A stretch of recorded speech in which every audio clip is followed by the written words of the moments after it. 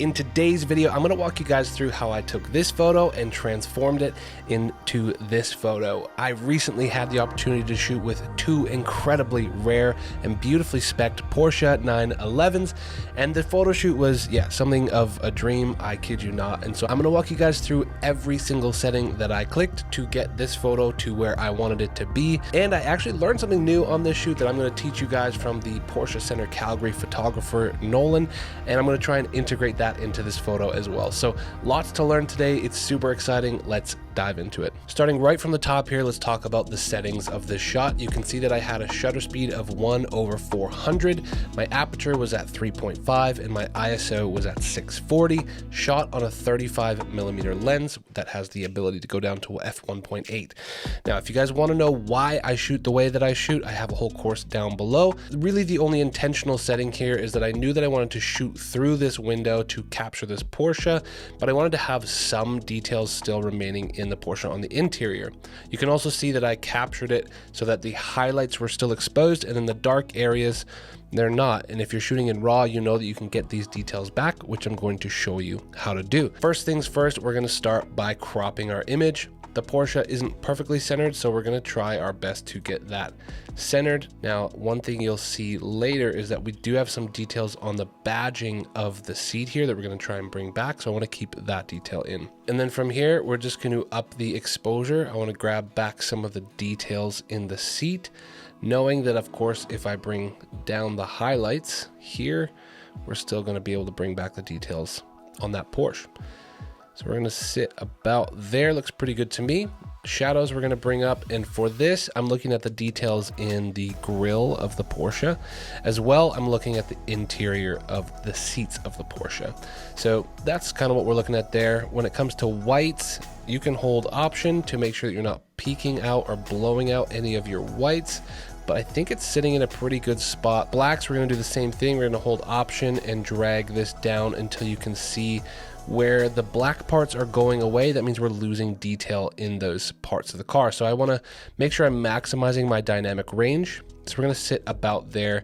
So you can see down here, we're losing details. We can see in the grille, we're losing a bit of details, but that's okay. We're just trying to get a really natural contrast while maximizing dynamic range. And from here, we have two other things we can use. We have contrast, which will add contrast naturally, and we have dehaze, and dehaze does a very, very similar thing to contrast. So from here, I fiddle with contrast, dehaze, and my blacks to make sure that I'm not crushing any of the blacks in places I don't want them crushed, or no more detail in those areas, and I'm still getting a really nice image. So I might bring the shadows up just a touch more so we can get more details out of the dark areas of the Porsche. When it comes to the clarity meter, I tend to not actually use a ton of clarity. I prefer a bit of a softness to my photos. Totally up to you how you want to navigate clarity, texture, sharpening, and I do something unique with sharpening. If you guys have watched the channel before, I'll show you down below. I'm not going to touch the vibrance or saturation yet. We're going to stay in the exposure section, and we're just going to navigate the tone curve. So I'm going to make a point at the top third of the tone curve. I want to soften up the highlights a little bit, and I might even drag the top down on the highlights there to make sure that we're not peaking or crushing any highlights there. Now, I love pulling up the mids when it comes to automotive photography, because this is typically where the car is going to sit. So I tend to either bring this back to middle or even pop that mid-tone up a little bit. Then in the bottom third, we're going to bring back contrast to taste, and I'm going to add a very subtle fade to this photo. So if you take this bottom point and drag it up, you can see, let's just go to the extreme. Now we're adding that faded look here. I don't want that extreme of a fade, but I do want a very subtle fade. And if you pull that node off the wall, you can see that it's creating some darker blacks while still giving us that little faded look. So I'm going to pull it off the wall a little bit and bring it up to give us a subtle fade on this photo. That's going to maintain all the details kind of in the interior of this car. So even though I've crushed the blacks or brought the blacks down, you're going to see that we still can see those details, which I love. All right, so that is kind of a decent exposure. This obviously you can tweak to your liking. If you want more exposure, more contrast, whatever, you can do what you will. My objective is always to maximize dynamic range and make the subject stand out. Our eyes are always drawn to light, so it's going to be our goal to make sure that we are drawn to this Porsche with our eyes. The first thing that people see is that Porsche in the middle of the window. So as we get into the colors section of this, because you can see in the background it was a beautiful fall drive, I'm actually going to use one of my fall presets, but not a entire preset, not presets how you're used to seeing them. I'm actually just going to pull the fall colors out of my fall preset. So we're going to hit fall 3 there. I create what's called stackable presets. So if you want the exposure part of it, or the color part of it, or the sharpening or the masking features of it, you can use those individually and stack them on. So I'm just going to use the fall colors without adjusting any of the exposure that we've already figured out. Don't worry, I'm going to show you guys all of the color adjustments that come with that fall look. So we're going to look at our vibrance and saturation here, and to me it's actually popping a little bit too much. Those oranges in the background are a bit too extreme. So I'm bringing that vibrance down, saturation up a little, and we'll just kind of fiddle with this until things look a little bit muted, but still vibrant, so to speak. Now, if you come down to the color mixer, this is where you're going to get a lot of that fall look. Is if you can see, this yellow tab is pulled very far to the left, and I actually don't like it that far, so we're going to bring it back. But if you're really looking for fall colors, moving this yellow and this green is going to get you most of that fall warmth that you're looking for. And that's about all we're doing there. This is affecting some of the blues, which isn't really affecting too much of this photo, maybe in the depths here. And the aqua, I'm glad, is out, because aquas, if you've shot a Porsche before, the windshields on Porsche tend to have a lot of green and aqua in them. So we're not going to take out the green too much because we still want it to pop in the background. We're going to maybe push up the yellows a bit too to make sure that they're popping. Now, another quick hack, if the blues are on the car, we can then go to our blues and we can pop those up if you want your car to pop a little bit more. But for now, it's looking pretty good where it sits. Coming down to the color grading, you can see that I have in my shadows, I tend to put 220. My mids, I just use a luminance boost because, again, that's typically where the car is sitting, but no colors are adjusted there. In the highlights, I have 35, so it's a warmth in the highlights with a saturation of 10.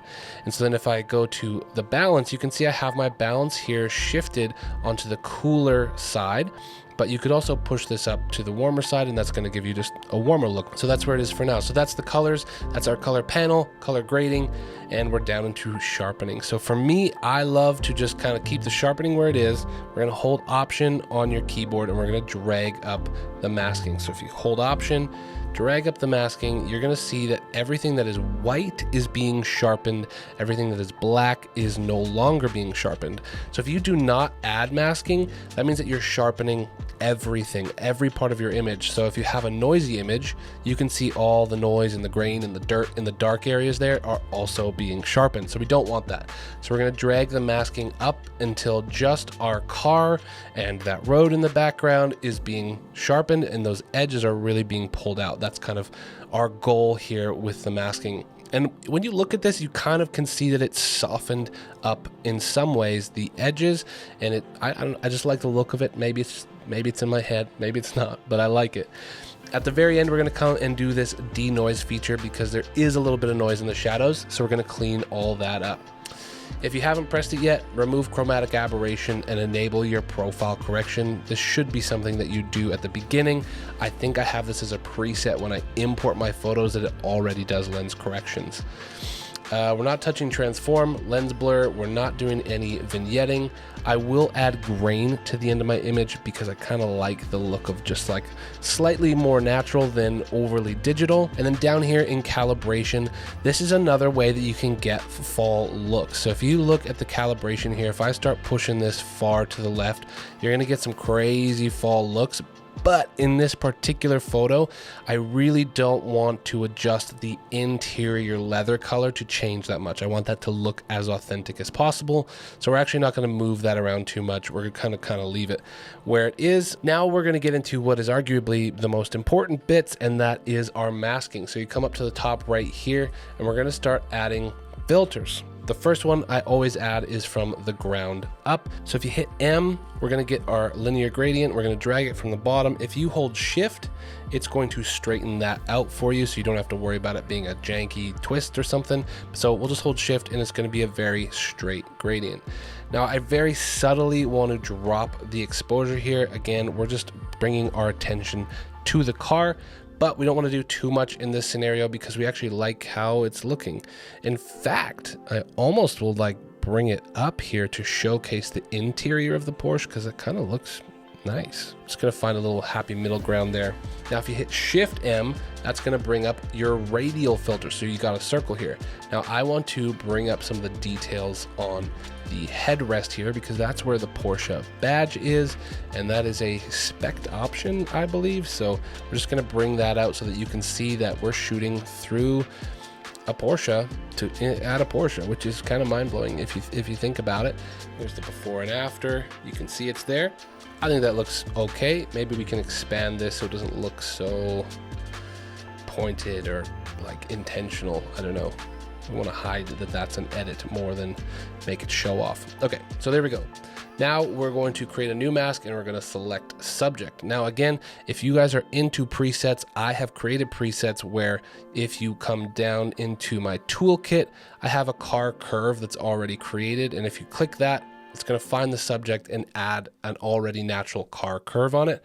But I'm going to show you guys how I use that. So let's select that mask, and it didn't do a perfect job. So we're going to subtract using a brush on here, and we're just going to remove this stuff here. Now, what I'm going to do first is we're going to click on the mask, and I'm going to use the tone curve to add exposure. Now, I don't want to blow out the hood of the car, so I want to keep the details there. We're going to add that pop back into the middle to make sure that it's shining. It's looking good there, and maybe even bring up some of the details in the shadows here. And let's see if we just bring the highlights down. Man, the highlights are crazy in this. How much moving the highlights actually adjust that car. So we're going to be really sensitive with those highlights there, and then add contrast to make sure everything's looking good. Sweet, a little bit of an exposure bump, and that car is looking really, really good. So Nolan, who was on this shoot, who set up this shoot for Porsche Center Calgary, showed me a really cool trick. So we're gonna take a radial gradient, and we're actually gonna pull it over the sky here, and we're gonna create what looks like the sun coming through here. So we're gonna start by adding exposure. I'm gonna add warmth to make it look like the sun. We're gonna add some saturation. And then down here, we're actually going to lower the clarity a ton, and we're going to lower the dehaze so it actually looks like the sun is kind of bursting through in a really natural way. And what's really interesting about this is you're really starting to see the noise come through the image here. So that's where that final touch of denoising is going to go a long way. So that's a super cool hack if you guys want to soften the lighting on the horizon. It's also just kind of drawing more of our attention up towards the car, which is really, really nice. Now we're going to go down and do this final denoise. Now denoise is a super powerful tool that we have in Lightroom now, and you can see it's going to make a drastic difference in the shadowy areas here. It's really going to soften that up and take out a lot of that digital noise that we get when we're using those maybe low exposure values in the shadows, and we want to bring those up. It's really a sweet hack, especially in car photography where there's no skin tones and it doesn't get weird on people. So we're just going to enhance that at 43. I don't use a particular number. I just go with what looks good. There you go. And that makes a drastic difference. Like, it looks so good now in the shadow areas here. Can't really even tell unless you're pixel peeping what it looks like. So highly recommend at the end, use that denoise function. And then if you want, you can still go and add those cool grain effects. This video obviously hasn't been sponsored by anybody, but if you want to support me and the channel, the links to these presets that you can really make this photo in a few clicks is down below. I've built them specifically for automotive content creators like yourself. So there's photography presets, and if you're into video LUTs, well, I've created those as well. And I'm super stoked on the products I've been able to build for you guys. I'm also going to leave a discount code for you guys in the comments down below, so go check that out. But I really appreciate your support here on the channel. And guys, we are so close to 100,000 subscribers, so click the subscribe button if you guys enjoyed this type of content. I love bringing you behind the scenes on these shoots. You can go watch that video video here. You can subscribe over here, and I really do hope that I will see you guys in the next video. Peace.